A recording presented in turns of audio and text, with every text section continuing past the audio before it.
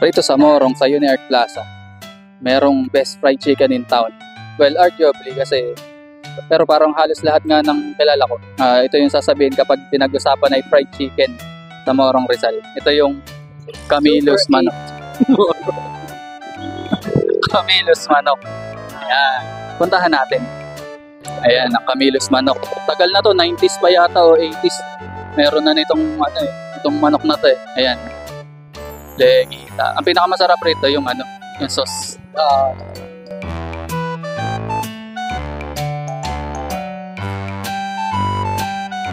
Nung bibili natin, pakpak. Hindi ba 10? Ikaw. 10 pakpak. Sulit ang manok rito, promise. At ang presyo ay depende syempre sa part na bibilin mo. Sa mga nakikita kong presyo ngayon, sulit pa rin naman. Half chicken. Paki-chop-chop sa 7 pieces.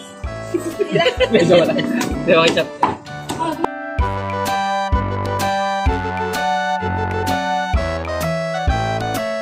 Pakirag-raga ng sauce, tsaka balat. Para hybrid.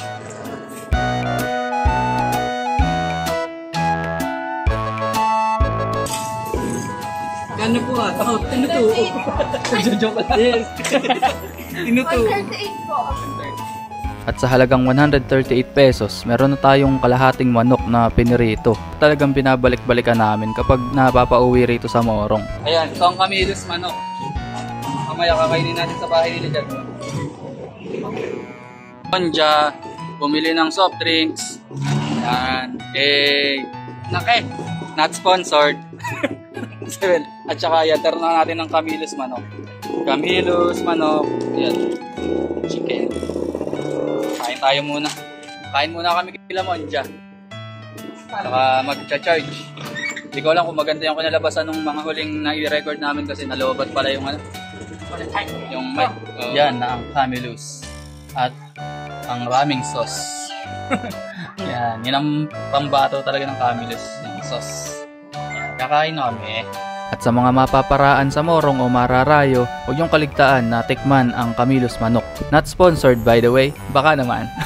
Kami nagtanghalian ng Akila Monja at sa susunod na episode samahan ninyo kami kasi pupuntahan namin ang bilihan ng laruan ng mga batang taga Morong. Sama na ninyo manurang inyong mga anak. At hanggang rito na lang muna. Kita-kits tayo sa susunod. Salamat sa panunood. Peace out.